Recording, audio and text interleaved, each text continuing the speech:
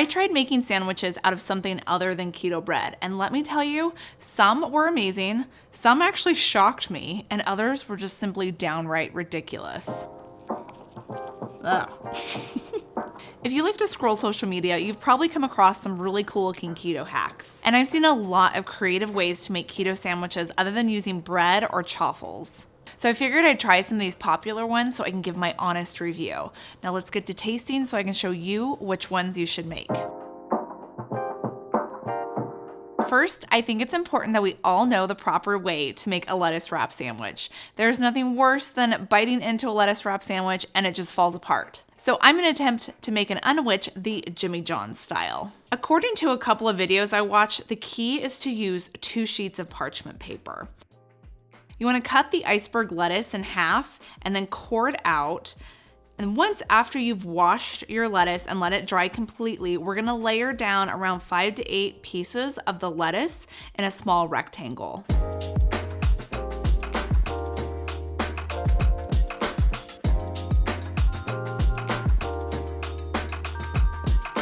Then we add our favorite sandwich fixings, lots of mayo. I'm doing turkey, bacon, mustard.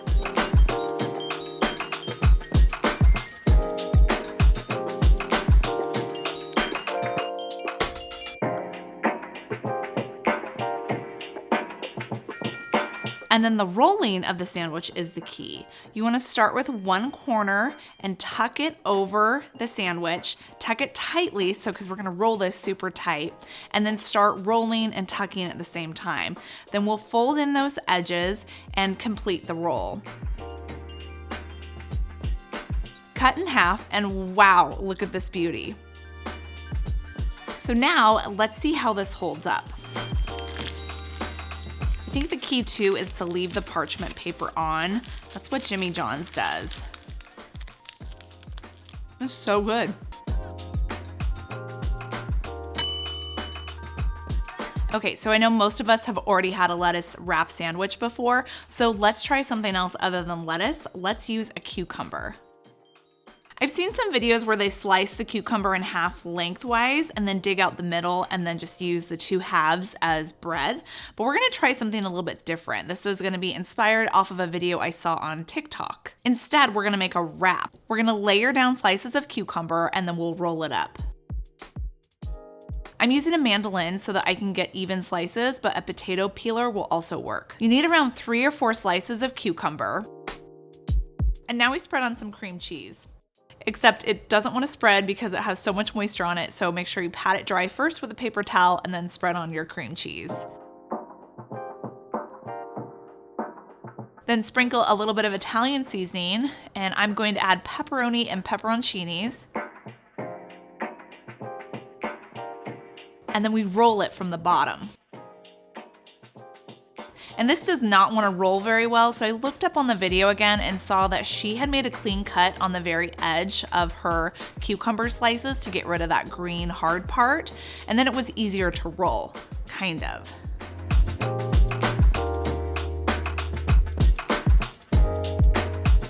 And she secured it with a toothpick, and it looks like I'm gonna have to do that too. And I gotta tell you, any sandwich that I have to secure with a toothpick in order to hold it together just lost points in my book. Not only that, but it's super slippery from all the moisture from the cucumber. Okay, let's give it a whirl.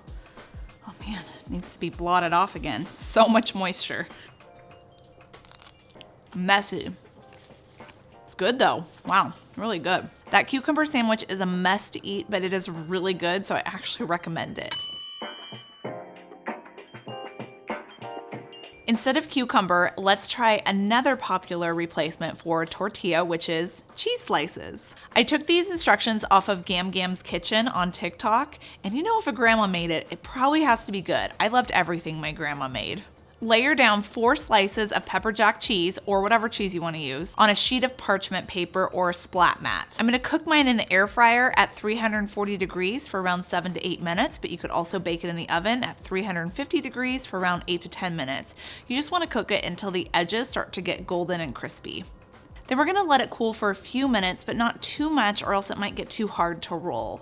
Spread on mayo, deli meat, any of your favorite fixings, and then you roll. Oh, yuck. Look at that mayo seeping through. It looks like pus.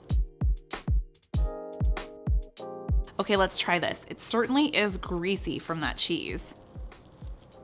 I like it. This is similar to having those folio wraps. I think they're called folio wraps, where it's just a cheese wrap, but a lot cheaper to make and easier to make on your own too. I like these because you can hold on to them. It does leave my fingers a little bit greasy, but it's something that I could definitely pack in my lunch.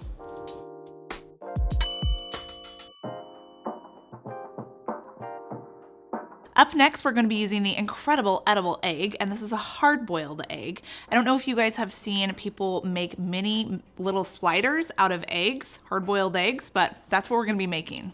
They're so cute, but I just have a hunch that they're going to be really impractical and kind of a pain if you wanted to make up a bunch. Slice the egg in half lengthwise, and in order for your egg to lay flat, you're going to need to cut off this bottom part here just so it has a flat surface to lay up against.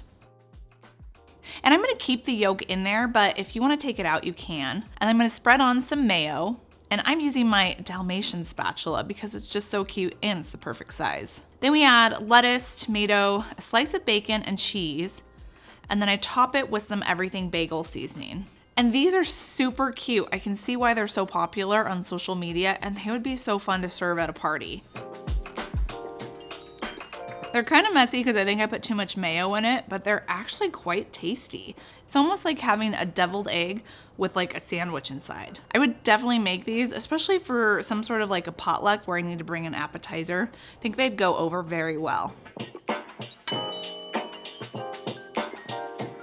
Another popular one on the internet right now is the bell pepper sandwich, and I've actually already tried this. You guys have seen my shorts video. I do short little videos on YouTube.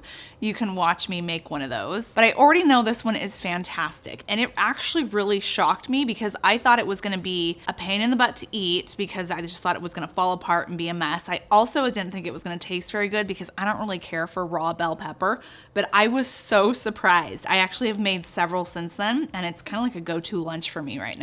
But look at these layers of cream cheese, cold cuts, cheese, tomato, bacon, sprouts. You could really fill this with anything. And you can hold on to it. It doesn't get my hands all slimy or greasy, and it packs up very well, and it's easy to eat too.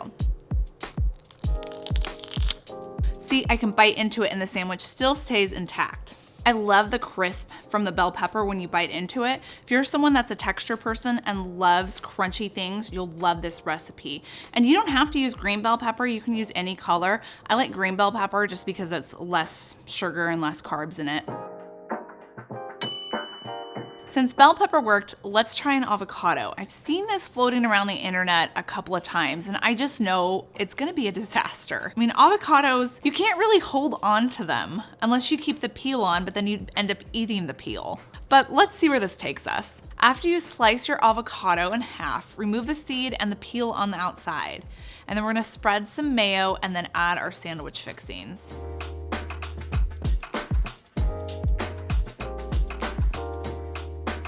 And of course it's gonna fall over. Like, this thing is not balanced and it is so slippery. It's so frustrating. Ugh. What a mess. It's like so much avocado too. Quite a lot of avocado for one bite. So this avocado sandwich, don't recommend. If anything, I would just eat all of the fixings with a fork. Let's try using bacon as our sandwich bread. We're gonna be making a bacon weave sandwich. And let me just say that the bacon weave sandwich was actually the original keto sandwich, well, that and cloud bread, before any of these other options were available. I've been making this thing for 10 years. Actually, I haven't made it in 10 years, just because I wasn't really a big fan of the effort. We didn't have air fryers back then, so you had to cook it in the oven, and I just couldn't wait for my bacon weave to be made, so I really only made it a few times. Basically, you weave your cut slices of bacon in and out, and then we bake it in a 375-degree oven for around 10 to 15 minutes or until it's cooked. I'm gonna be cooking mine in the air fryer. It's the same temperature, but it only takes around 8 minutes to make. Then we let it cool and spread on some mayo, lettuce, and tomato. And this is just like a BLT sandwich, but without the bread. Pretty greasy, but it's good. Especially if you're someone who likes bacon, this sandwich is for you. Me, I love bacon, but it's a little bit overpowering, the bacon flavor. Have Have you ever thought about using a tomato as your bread? I saw this on TikTok and I thought I had to try it just because I thought it was super unique, but I do not have high hopes for this one. You need to get 2 slices of tomato. And of course I have to pat it dry with paper towels because that's the theme of the day. Every sandwich bread that we tend to use that involves vegetables tends to have a lot of moisture on it, so we gotta pat it dry. And the video I watched, the girl made a tuna sandwich, so that's what we're gonna do. Put that on along with some mustard and give it a final pat dry. And here we go. It's literally dripping juices as I eat it. And I really don't care to get my fingers wet when I eat a sandwich. I would eat this with a fork and a knife probably, and it needs some salt on the outside of the tomato, but of course that's gonna drop the moisture too. It's gonna be even wetter. So yeah, not really a fan. And this is an older idea, but I thought I would include it, the pickle sandwich. After you slice your pickle, you carve it out the inside so that all of your fixings can sit into place. And I have to pat it dry, of course. And I'm gonna use ham because I love pickles with ham. And then gotta add the yellow mustard. And it is so cute, ridiculously small. It's good, but everything tends to fall out to the side when I eat it. So it's kind of messy, but it's good. I must say that after trying all of these keto sandwiches, it makes me really appreciate my keto 90-second bread and Wonder Bread chaffle recipe, because those at least I can hold on to them, they don't make a mess, and I can easily pack them in my lunch. What do you guys think of all these options? Let me know if you've tried something or if you think I should try something else that I didn't in this video. Let me know down in the comments. As far as my favorite goes, bell pepper sandwich, probably the best one because I can hold on to it and it tastes good.